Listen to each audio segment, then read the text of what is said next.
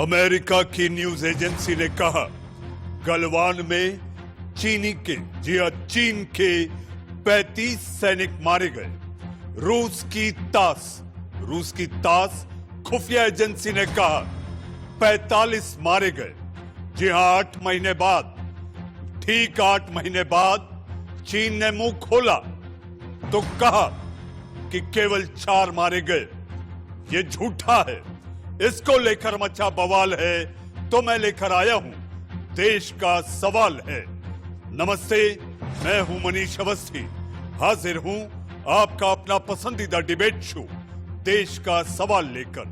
LAC के मुद्दे पर चीन अब भारत के सामने झुकने लगा है। कल एक बार फिर से मोल्डो में दोनों देशों के बीच कमांडर लेवल की मीटिंग होनी है, यानी टेबल पर आमने सामने होंगे। ये 10वें दौर की बातचीत होगी जो कल सुबह 10 बजे होगी।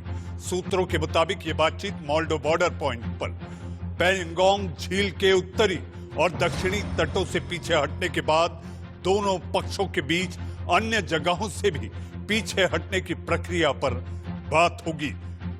इस दौरान कमांडर्स हॉट स्प्रिंग, गोगरा और 900 वर्ग किलोमीटर वाले देपसांग मैदान जैसे टकराव वाली जगहों को लेकर बात करेंगे। देपसांग को पिछले साल मई में शुरू हुए गतिरोध का हिस्सा नहीं माना जा रहा था, लेकिन भारत ने सैन्य कमांडर की हालिया बैठक में जोर दिया है कि वास्तविक नियंत्रण रेखा यानी एलएसी को लेकर सभी मुद्दों को हल किया जाना चाहिए। पहले गोगरा और हॉट स्प्रिंग्स के मामले को हल करने की कोशिश की जाएगी, क्योंकि देपसांग का मसला सुलझना थोड़ा मुश्किल और जटिल दिखाई देता है और इसमें थोड़ा सा समय भी लग सकता है। इस बैठक में प्रतिनिधि पेंगोंग झील के उत्तरी और दक्षिणी तट पर डिसएंगेजमेंट की स्थिति की भी जांच करेंगे। वैसे पेंगोंग झील के दोनों किनारों पर डिसएंगेजमेंट की प्रक्रिया 20 फरवरी तक पूरी होने की उम्मीद जताई गई। कल दोनों देशों की सेना के बीच बातचीत की खबर के साथ साथ चीन से जुड़ी एक और बड़ी खबर आई। गलवान घाटी में भारतीय सैनिकों के साथ हुई झड़प के बाद चीनी सेना ने पहली बार अपने सैनिकों के मारे जाने की बात को कबूला है। चीनी सेना के ऑफिशियल न्यूज़पेपर पीएलए डेली के मुताबिक इस झड़प में 5 सैनिकों की मौत हुई थी। चीन की सरकारी मीडिया ने बताया कि सेंट्रल मिलिट्री कमीशन ने शुक्रवार को माना कि काराकोरम माउंटेन पर तैनात 5 फ्रंटियर ऑफिसर्स और सोल्जर की भारत के साथ टकराव में मौत हुई थी। देश की संप्रभुता की रक्षा में योगदान के लिए उनकी तारीफ भी की गई है। चीनी सेना के ऑफिशियल न्यूज़पेपर पीएलए डेली के मुताबिक सेंट्रल मिलिट्री कमीशन ने इन सैनिकों को हीरो का दर्जा दिया है। इनमें शिनजियांग मिलिट्री कमांड के रेजिमेंटल कमांडर क्यू फेबाओ को hero regimental commander for defending the border, Chen Hongjun को hero to defend the border और चेन जियाओ सियोन और वांग जुआरन को फर्स्ट क्लास मेरिट का दर्जा दिया गया है। चीन के कबूलनामे के सामने आने के बाद सवाल उठ रहे हैं कि चीन ने अपने सैनिकों की मौत की बात आखिर क्यों छुपाई। ऐसे में ये सवाल आपके टीवी स्क्रीन पर रूसी समाचार एजेंसी तास ने गलवान में हुई झड़प को लेकर बड़ा दावा किया है। समाचार एजेंसी का दावा है कि भारत और चीन के सैनिकों के बीच हुई झड़प में 45 चीन के सैनिक मारे गए थे, क्योंकि इस झड़प में भारत के भी 20 जवान शहीद हो गए थे। सवाल यह भी कि अब 5 सैनिकों के मारे जाने की बात कबूला जाना क्या चीन की कोई नई चाल तो नहीं? क्या चीन उस वक्त सैनिकों की मौत की बात छुपाकर खुद को भारत से मजबूत दिखाने की कोशिश कर रहा था? इन्हीं सारे सवालों के साथ साथ जी हां, चीन के अधूरे सच पर जब कांग्रेस से सवाल किया गया तो कांग्रेस ने इस पर क्या प्रतिक्रिया दी, आप ये भी सुनिए। गलवान वैली जो मार्च 2020 में घटना हुई थी, जिसमें हमारे 20 वीर जवान शहीद हुए थे, तो उसमें चीन के भी हताहत हुए थे। उसमें बताते हैं कि 5 या 4 मारे गए और कुछ घायल भी बुरी तरह से हुए, लेकिन उन्होंने खुलासा किया, स्वीकार किया। तो जो भारत की तरफ से कहा जा रहा था कि चीन की तरफ भी बहुत काफ़ी लोग हताहत हुए हैं 40 की संख्या में, तो उसको उन्होंने कम से कम स्वीकार तो किया।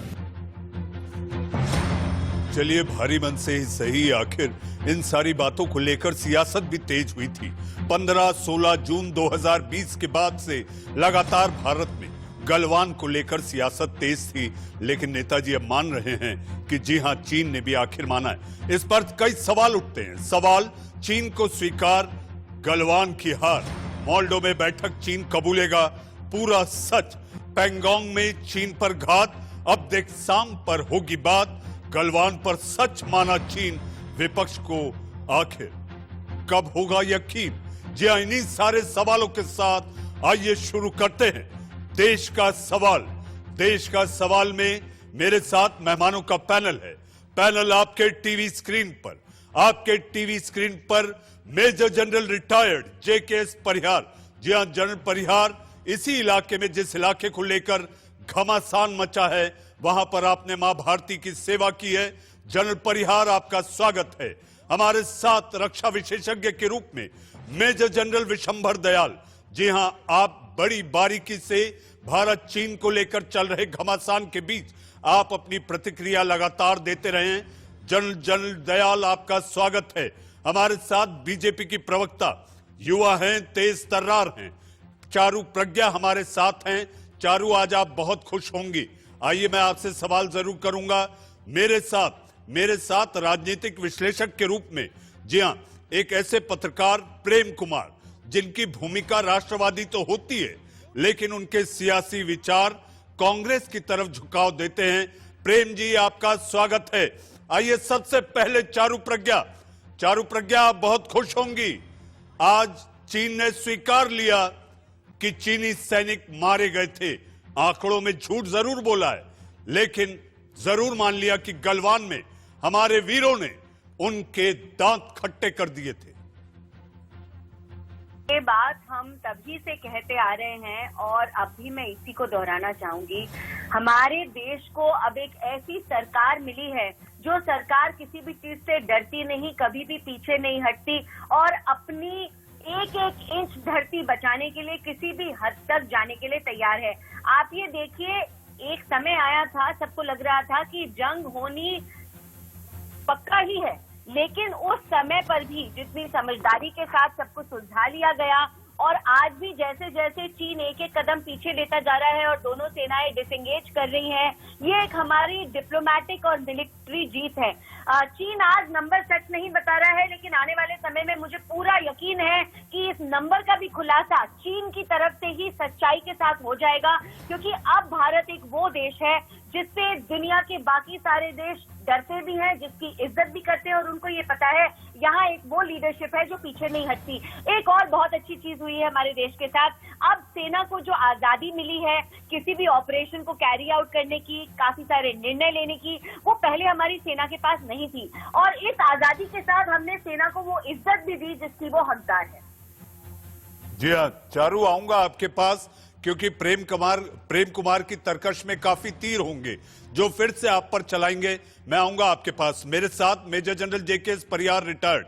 जनरल साहब, 8 महीने बाद ही सही, आखिर चीन ने यह मान लिया कि हिंदुस्तानी जाबाजों के आगे उसके सैनिक मारे गए थे।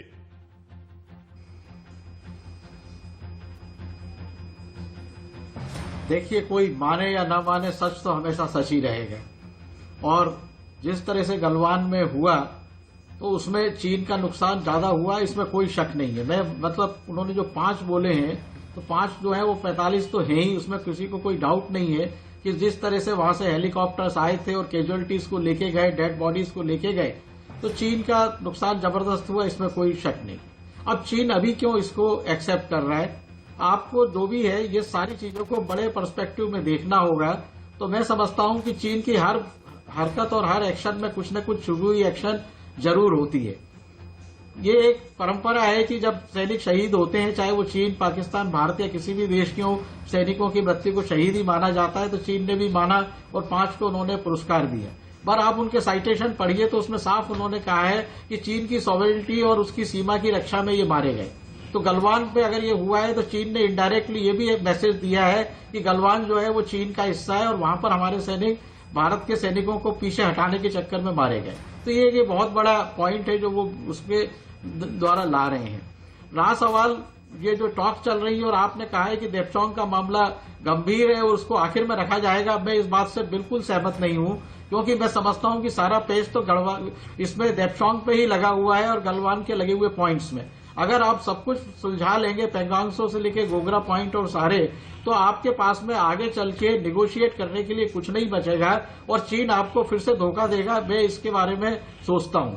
अभी जो प्रोसेस चल रही है ये एलएसी की प्रोसेस नहीं है, ये जो हमारी पीस टाइम डिप्लॉयमेंट से एक्स्ट्रा डिप्लॉयमेंट जो पिछले 7 महीने में हुए थे उनको हटाने की कोशिश चल रही है, डिसआर्मामेंट एंड डिसएंगेजमेंट। तो बॉर्डर डिस्प्यूट अभी बना हुआ है। चौथी बात मैं 10-20 सेकंड में ये कहूंगा कि भारत सरकार ने एक बहुत सुनहरा मौका खो दिया है, जो इतिहास जो है इसके लिए उसे कभी माफ नहीं करेगा, क्योंकि हमने जो है बार बार ये कह रहे हैं कि एलएसी के हम अप्रैल 20 की पोजीशन में जा रहे हैं। इस तरह से आप इनडायरेक्टली एलएसी को जो है सैक्रोसेंट एक लाइन मानने के लिए बाध्य हो रहे हैं और आप हिल्स खाली करने की बात करते हैं। मैं समझता हूं कि वो टाइम था कि जब हम गिलगित बाल्टिस्तान पे हम अपना जोर दिखा सकते थे, काराकोरम पास के आगे हम दिखा सकते थे, क्योंकि चीन को टाइम मिल गया है और अब वो वहां पर ऐसी तैयारी कर लेगा कि भविष्य में हमें इस एलएसी को और पीओके के एरियाज को लेने में बहुत परेशानी होगी या नितांत असंभव हो गया है। तो ये बात जो है आज से 20 साल 30 साल बाद हम लोग ऐसे ही करेंगे जैसे आजकल हम 62 की बात करते हैं। जी, जनरल परियार हमारे साथ रक्षा विशेषज्ञ के रूप में मेजर जनरल विशंबर दयाल साहब भी हैं। दयाल साहब, आपने जनरल परियार को सुना। जनरल परियार के मुताबिक सरकार ने एक सुनहरा मौका खो दिया। आपको लगता है कि सियासत जिस तरह से होती है, ऐसे में तेरी सेना मेरी सेना, तूने फ्री हैंड दिया, तूने टाइट हैंड रखा, ये सारी बातें कहना कितना आपको लाजिम लगता है? जनरल दयाल। देखिए, ये बचकाना लगता है मुझे तो कि तेरी सेना मेरी सेना। भारतीय सेना साहब इस देश की सेना है, इसी की सेना, देश की सेना है। सरकारें आती हैं चली जाती हैं, और जब जो सरकार होती है वो अपनी डायरेक्शन, जैसे देश को डायरेक्शन देती है ऐसे आर्मी को भी डायरेक्शन देती है, सेनाओं को भी डायरेक्शन देती है और सेना उनका पालन करती है। तो भारतीय सेना है, सेना किसी की सेना नहीं है। जहां तक एलएसी का बात है साहब, हमारा और चाइना का 1962 के बाद भारतीय सेना एलएसी पर उसी तरह से तैनात है जैसे आज तैनात है। भारतीय सेना तैनात है।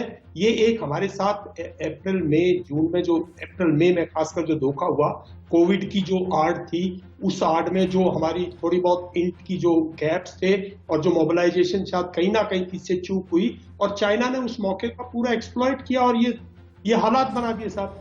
तो और मैं जहां तक जनरल परिहार की एक बात बिल्कुल मैं मानता हूं कि यस, ये एक गोल्डन अपॉर्चुनिटी है साहब। आपने एक बार जब आपने एक स्ट्रांग पोजीशन ले ली और आपने इस स्ट्रांग पोजीशन के तहत कंप्लीट साउथ ऑफ पेंगोंगसो पे डोमिनेशन कर ली, जो उसकी वीकनेस है, ऑपोजिट चुशूल सेक्टर में उसकी वीकनेस है, चाइना की वीकनेस है, आप उसको डोमिनेट कर रहे हो। आपने जब वहां से विड्रॉ कर दिया है तो आगे आने वाली हर वार्तालाप में आपको डिफिकल्टीज आएंगी, आपको वो बाधाएं डालेगा। चाइना सीधा मुल्क नहीं है।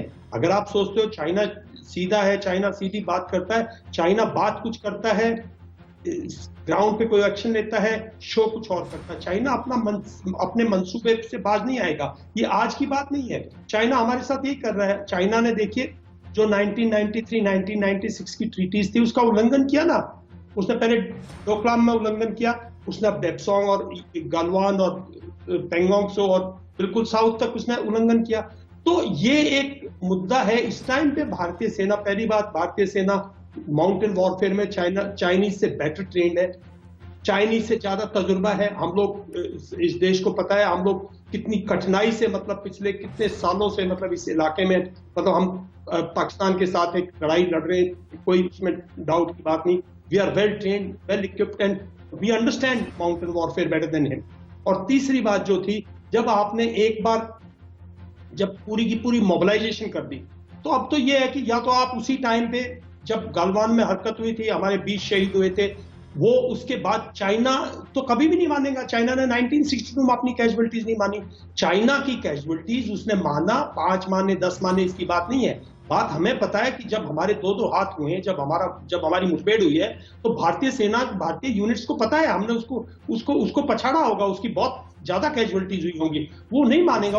उसने 1962 की कैजुअलिटीज नहीं मानी, पाकिस्तान ने कारगिल की कैजुअलिटीज नहीं मानी, और साइचन में हम जिस तरह डोमिनेट करते हैं पाकिस्तान नहीं मानता, ये मानते नहीं है। ये दोनों मुल्क एक जैसे हैं इनका पर ये एक गोल्डन अपॉर्चुनिटी थी जब भारत एक मजबूत, आज 1962 का भारत नहीं है साहब, आपकी उस टाइम पे जीडीपी इतनी थी जितनी आज आपका डिफेंस बजट है। भारत एक मजबूत देश है, मजबूत हालात है, और हमारे पास एक स्टेबल गवर्नमेंट है। सरकार की मजबूती इसमें होती है कि कितना आप पेशेंस और स्ट्रॉन्ग विल दिखाते हो लॉन्ग टर्म पे। अब चाइना को आपको ड्रॉ करके उसको ईस्ट जो ये इलाका है जो जिसकी बात कर रहे हैं, जिसकी कल बातचीत, हमारे आज तक चाइना ने हमारे साथ मैप्स एक्सचेंज नहीं किए। 1993 में एग्रीमेंट हुई थी कि वी विल एक्सचेंज मैप्स, उसने आज तक आपके साथ उसने मैप्स एक्सचेंज नहीं कर रखे इस एलएसी के। तो आपको मानना चाहिए कि चाइना जो है वो जी दयाल साहब ये झूठा है, ये मक्कार है, ये फरेबी है, ये चीन है। जी हाँ, हमने कई बार देखा है, आपने 1962 का जिक्र किया, जब इसने वो किया जो नहीं बोला और जो बोला वो किया नहीं।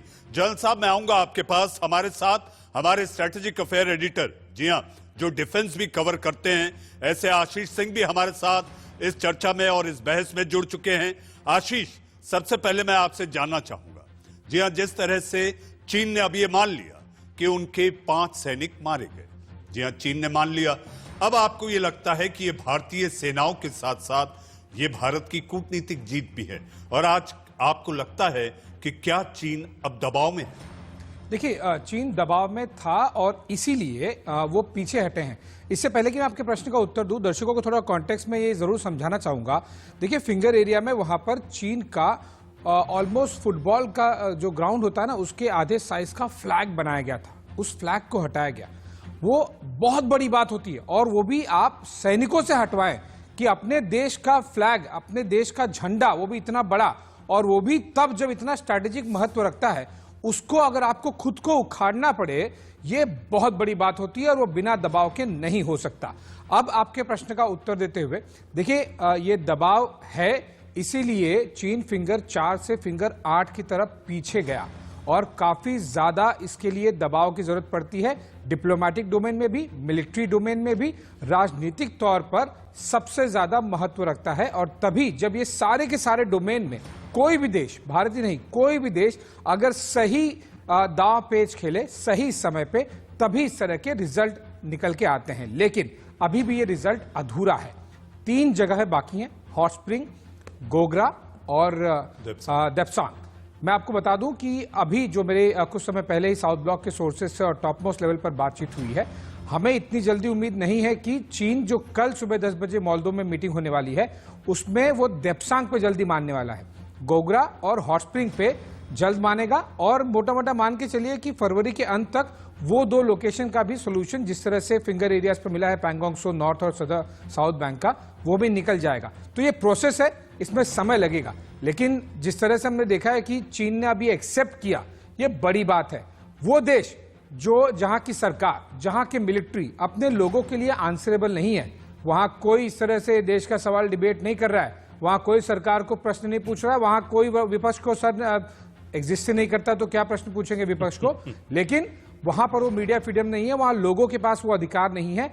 फिर भी उन्हें आज मानना पड़ा कि उनके सैनिक मारे गए। उन्होंने नंबर रिवील किया, और उस छुपने छुपाने में काफी कुछ वो इनडायरेक्टली गवाह भी बैठे। वही फोटोग्राफ्स, वही नाम दे बैठे जो कि अमेरिकन, इंडियन और तास जो कि रशियन एजेंसी है, उन सब ने कहा था उन्हीं फोटोग्राफ्स और उसी मेमोरियल, वॉर मेमोरियल, उसी ग्रेवयार्ड को दिखाकर कि ये 45 से नीचे का आंकड़ा है नहीं, और ये बड़ा दबाव होता है। आप उसका जिक्र तो नहीं कर रहे जो कब्रगाह के वीडियोस वायरल हुए थे कुछ महीनों पहले?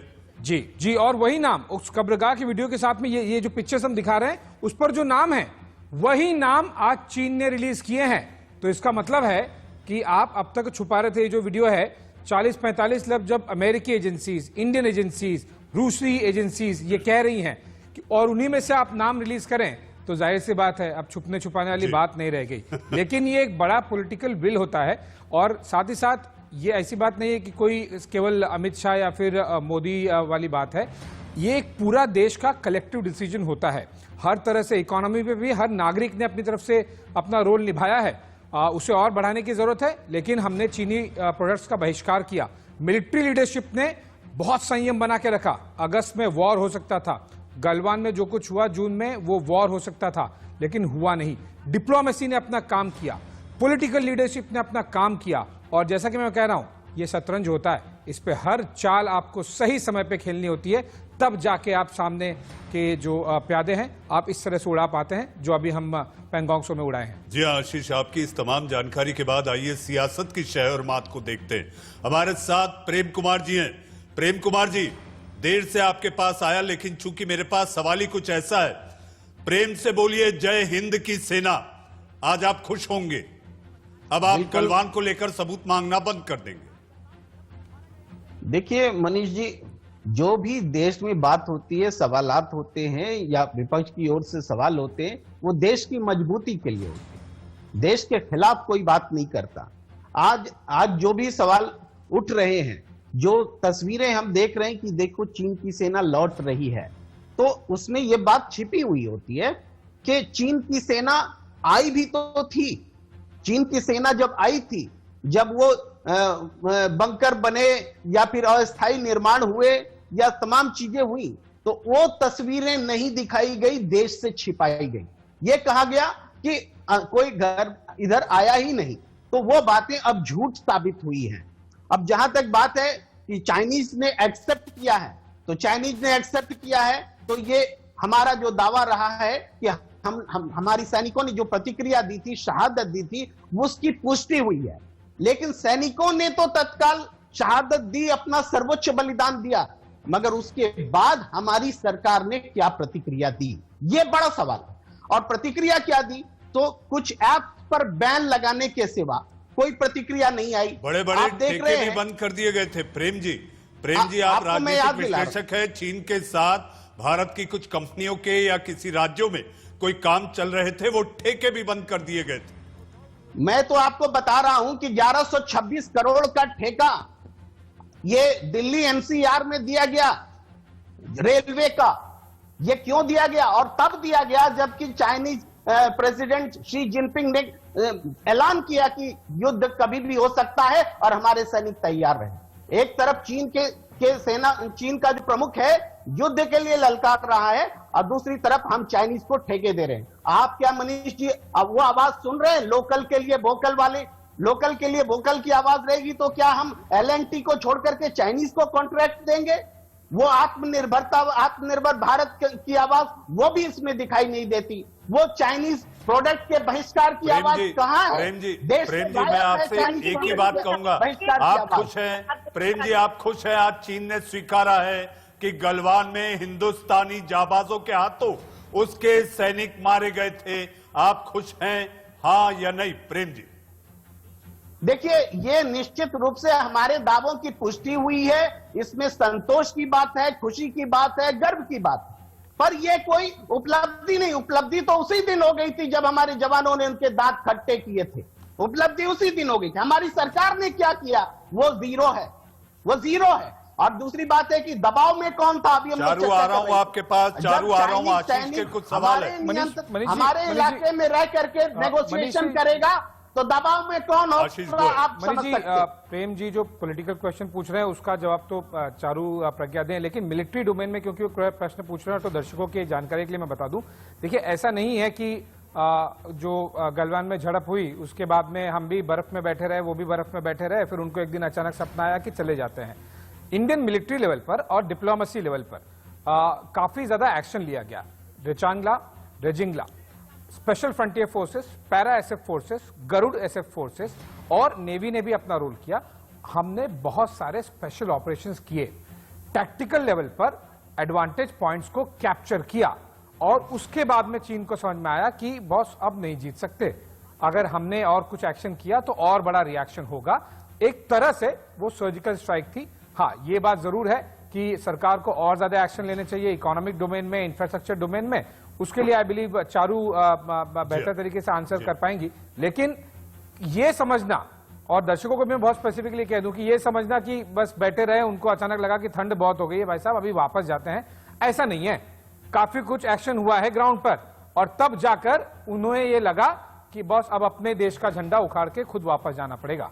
जी, झंडे भी उखाड़े, तंबू भी उखाड़े, और जो लड़ाकू टैंक थे उन्हें रिवर्स गियर में भी डाला। आशीष, बिल्कुल। जी हाँ, चारू प्रेम जी की बात को अगर आपने सुना तो आप समझ गई होंगी कि आखिर 1100 करोड़ का ठेका चीनी कंपनियों को क्यों दिया गया, जबकि भारत की सीमा पर दो दो हाथ करने के लिए तैयार थे। मनीष जी देखिए, एक बात के लिए तो मैं आज खुश हूँ कि प्रेम कुमार जी यहाँ बैठकर ये सब बोल इसलिए पा रहे हैं क्योंकि ये भारत है और हम चीन नहीं है जहाँ पर कोई विपक्ष की आवाज नहीं आती, ये मैंने माना। लेकिन हाँ, ये स्थिति तो भारतीय जनता पार्टी ने हमने उपलब्ध कराई है कि हम मैं आपके बीच में नहीं बोली थी प्रेम कुमार जी, आप इतना आदर मुझे भी दीजिए कि जब मैं आपके बीच में ना बोलूं आप भी मेरे बीच में नहीं बोलिए। लेकिन इस सब के बावजूद भी जब मनीष जी बिल्कुल पॉइंटेड तरीके से आपसे बार बार ये एक सवाल पूछ रहे थे, क्या आज आप खुश हैं भारत की जीत पर, चाहे वो कूटनीति की हो या हमारी मिलिट्री की हो, आपने एक बार भी हाँ नहीं बोला। विपक्ष में होना अच्छी बात है, आपके कान बंद हो गए थे, बात है, सवाल पूछना अच्छी बात है, आपके कान बंद हो गए थे। प्रेम कुमार जी, चारू प्रज्ञा, प्रेम कुमार जी, चारू प्रज्ञा, Ashish Singh, major general JKS परिहार और मेजर जनरल विशंबर दयाल। अब मेरे लिए वक्त है हमारे साथ retired major general JKS Parihar, retired major general Vishambar Dayal, दो रक्षा विशेषज्ञ हमारे साथ सियासी मेहमान के रूप में। जी, अब चारू प्रज्ञा बीजेपी की प्रवक्ता, प्रेम कुमार राजनीतिक विश्लेषक, और हमारे साथ हमारे अपने स्ट्रेटेजिक अफेयर एडिटर और डिफेंस को कवर कर रहे आशीष सिंह हमारे साथ हैं। जनरल साहब, जनरल परिहार, आपके पास आऊंगा। जैसा कि मैंने सुर्खियों के पहले कहा था कि अमेरिका का मान सकते हैं कि अमेरिका की न्यूज एजेंसी जिसने 35 सैनिकों के मारे जाने की बात की थी, लेकिन रूस की खुफिया एजेंसी तास का यह कह देना कि 45 मारे गए, आखिर चीन मुंह क्यों चुरा रहा है? जनरल साहब,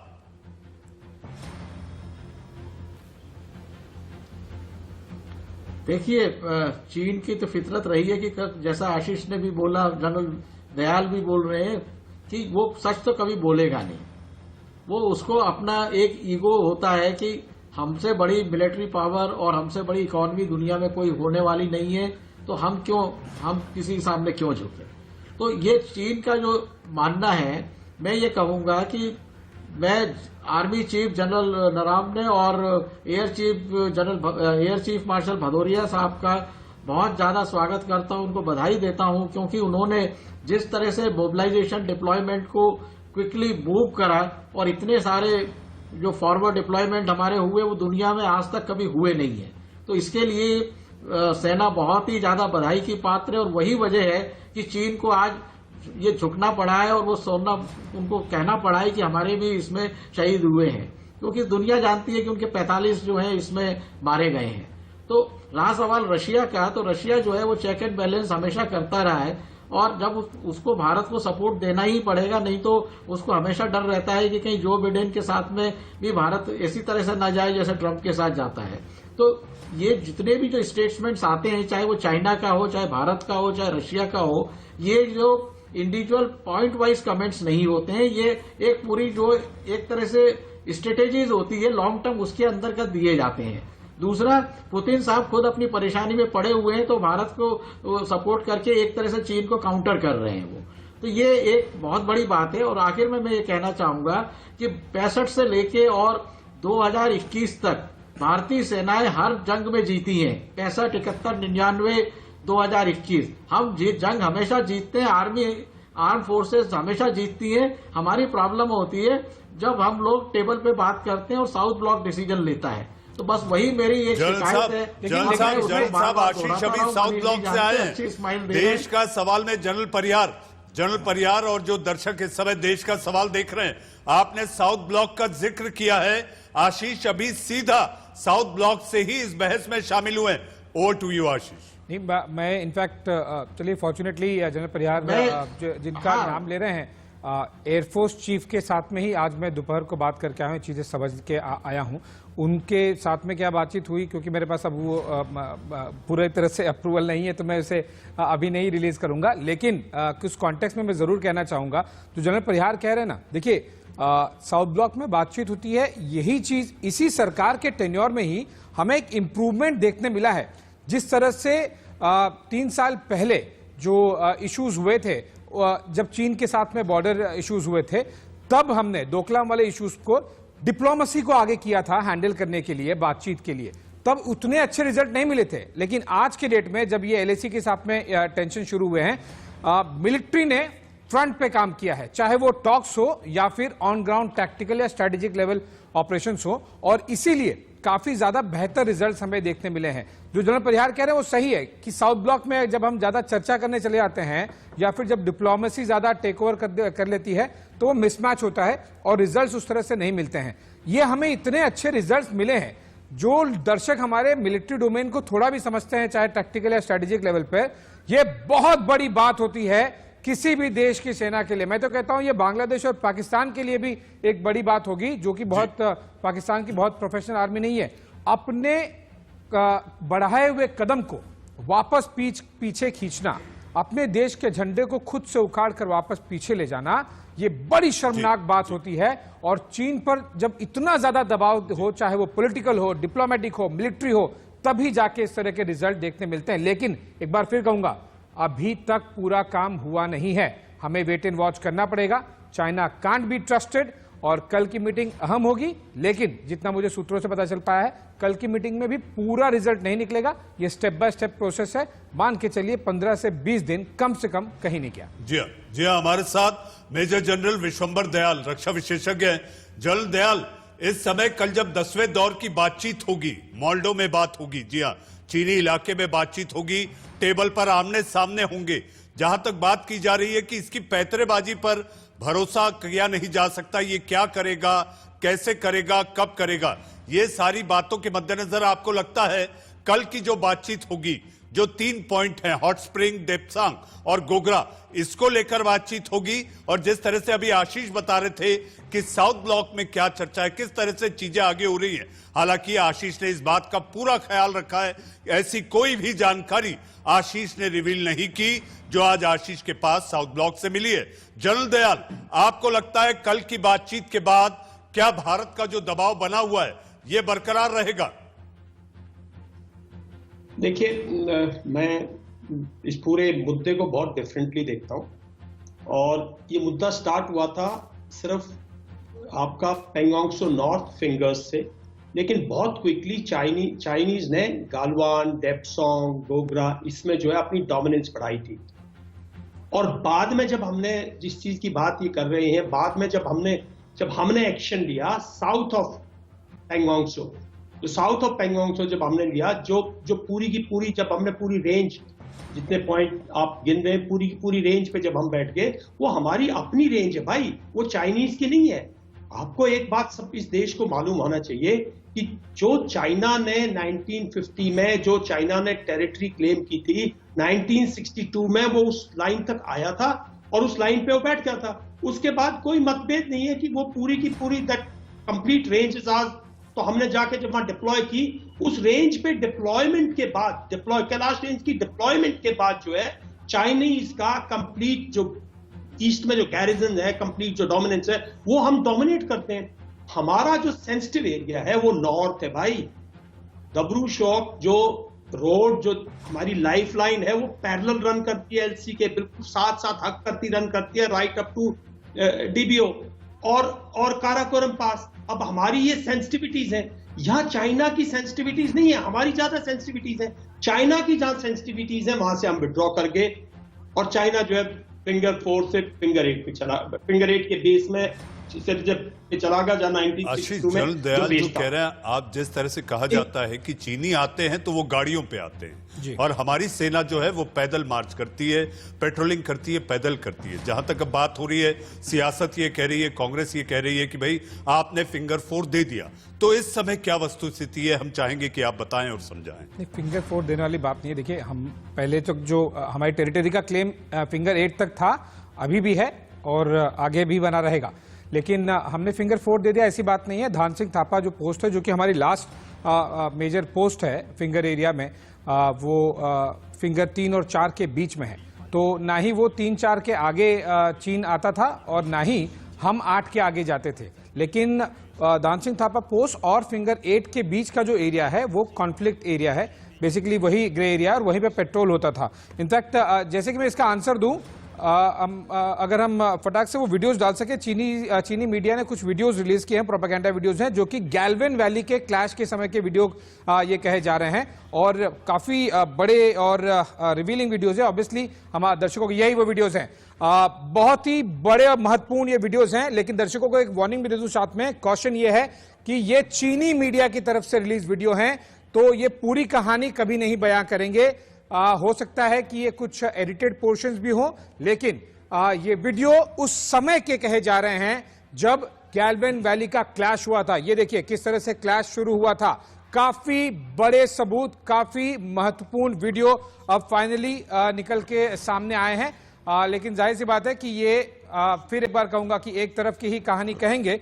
लेकिन answering your question Manish ji, पहले से ही लगातार रोड इंफ्रास्ट्रक्चर बनते रहे हैं।